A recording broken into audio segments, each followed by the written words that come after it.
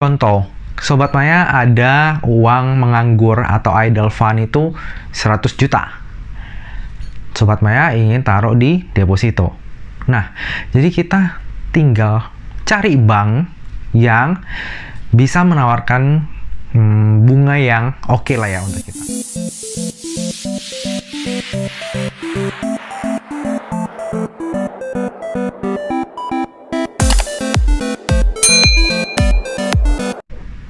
Halo Sobat Maya, kembali lagi bersama saya Sudarsan Glory. Apa kabar Sobat Maya semuanya? Saya harap semuanya baik-baik, sehat, dan selalu semangat ya. Jadi di video kali ini adalah lanjutan dari video saya sebelumnya, yang ini. Pengenalan investasi. Jadi kalau Sobat Maya mau tahu apa itu investasi, jenis-jenis investasi, resiko-risiko dalam berinvestasi, kenapa kita harus berinvestasi, Sobat Maya boleh tonton video tersebut. Nah, di video kali ini, saya akan lebih jelasin tentang cara kita menghitung bunga deposito. Caranya gampang banget, nanti kita tinggal masukkan ke rumus. Nah, tapi sebelum kita ke sana, saya ingin jelasin dulu sedikit tentang apa itu deposito. Mungkin beberapa Sobat Maya udah tahu, tapi bagi yang belum tahu, saya akan kasih tahu nih sekarang. Jadi, deposito itu adalah instrumen investasi yang menurut saya salah satu yang paling aman. Kenapa aman? Yang pertama, karena dia diawasi oleh OJK.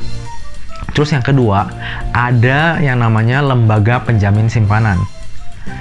Jadi kita analogikan nih, kalaupun misalnya Indonesia itu krisis dan bank tempat kita taruh deposito itu bangkrut, itu duit kita nggak hilang karena masih dijamin oleh LPS. Nah, LPS sendiri menjaminnya itu hingga 2 miliar dengan suku bunga yang ditetapkan oleh mereka. Dan kalau untuk penempatan deposito sendiri, kita kalau rekomendasi saya ya, itu kita harus lihat-lihat banknya juga. Jadi kalau di Indonesia itu ada 4 tingkatan buku bank. Dari buku 1 hingga buku 4. Nah, buku 4 nih yang udah paling kuat nih. Modal intinya itu di atas 35 triliun. Contohnya ada BCA, Mandiri, BRI, BNI, CIMB Niaga. Nah, di bank buku 3 ada lagi tuh kayak Bank Mega, Bank UOB, dan lain-lain. Semakin tinggi buku banknya, kita taruh bunga itu juga, kita taruh deposito itu semakin aman. Cuma, timbal baliknya adalah, bunganya juga rata-rata kalau di bank buku 4 itu lebih kecil sih, karena mereka menawarkan keamanan dan kenyamanan lah ya untuk kita. Gitu. Nah, lanjut ke bunga deposito ya. Jadi bunga deposito itu rumusnya ini.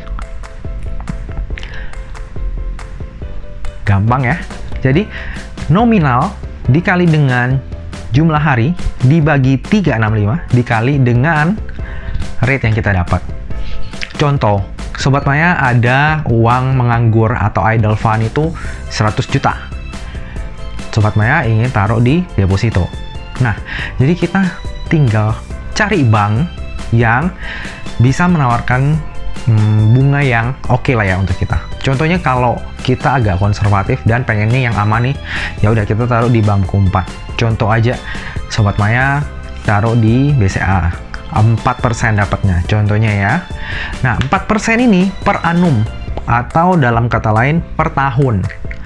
Jadi nominal 100 juta dikali jumlah hari. Misalnya Sobat Maya tempatkan itu di 2 November, maka mature atau jatuh temponya itu akan jatuh di 2 November. Ada 30 hari. Jadi 100 juta dikali 30 hari dibagi dengan 365 itu rumusnya ya, karena 365 itu jumlah hari dalam setahun. Dikali dengan rate yang diberikan bank tersebut. Dalam hal ini 4%. Nah, akan dapat tuh hasilnya. Hasilnya adalah Rp328.767. Tapi nominal tersebut, bunga tersebut belum final. Karena kalau kita menempatkan dana di deposito, itu kita dikenakan pajak pajaknya berapa? 20%. Jadi dari 328.767 rupiah tersebut masih dipotong pajak 20%. Jadi bersih yang kita terima adalah 263.013 rupiah.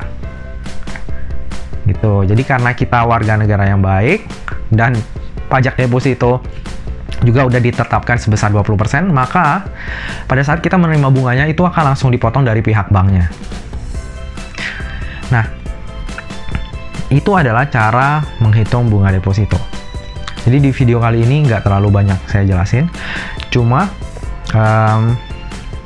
deposito adalah salah satu instrumen investasi teraman. Tapi untuk orang-orang yang masih muda atau lebih suka dengan imbal hasil yang lebih tinggi, deposito ini kurang menarik ya, karena ini lebih cocoknya untuk orang-orang yang sudah punya uang dengan nominal tinggi, sehingga mereka bisa dapetin fixed income setiap bulan yang nominalnya lumayan. Kalau misalnya kayak saya yang masih ya apalah ya, remahan kapur kali di dinding. Nah, itu nggak ngefek. Jadi kita harus pintar-pintar memilih investasi yang lebih cocok sama kita. Investasinya itu ada macam-macam kayak obligasi, saham, dan lain-lain. Nah, perbandingannya adalah kalau misalnya pajak deposito itu 20%, di obligasi itu kita kena lebih kecil, 15%. Dan kalau misalnya kita dapat dividen di saham yang kita miliki, itu kita dipotong 10%. Cuma ada wacana di RUU Cipta Kerja yang terbaru, katanya itu dividen dari saham akan dihapuskan, jadi 0%. Ya, kita tunggu aja ya ke depannya gimana. Tuh. Nah, jadi sekian video saya hari ini. Semoga dengan video ini dapat bermanfaat bagi Sobat Maya. Ya, bagi yang belum tahu, sekarang jadi lebih tahu. Kalau misalnya ada dana, ya contohnya 100 juta tadi, kalau ditempatkan di deposito dengan bunga di November 2020 ini yang sebesar 4%, dapatnya ya kurang lebih bersih-bersihnya ya 263.000 tadi ya. Jadi kalau misalnya Sobat Maya ada 100 juta ya mungkin bisa dipertimbangkan, mungkin duitnya taruh di instrumen lain ataupun misalnya lebih diputerin ke bisnis kayak gitu sih, karena hasilnya akan lebih besar dibandingkan deposito. Ya, sekian video dari saya hari ini. Semoga Sobat Maya suka dengan video ini. Dan kalau misalnya Sobat Maya suka, jangan lupa untuk subscribe, like, komen, dan share ke semua teman-teman Sobat Maya semuanya ya. Saya akan membuat video-video finansial lainnya dengan pengetahuan yang saya punya. Sampai jumpa di video selanjutnya. Semangat selalu ya!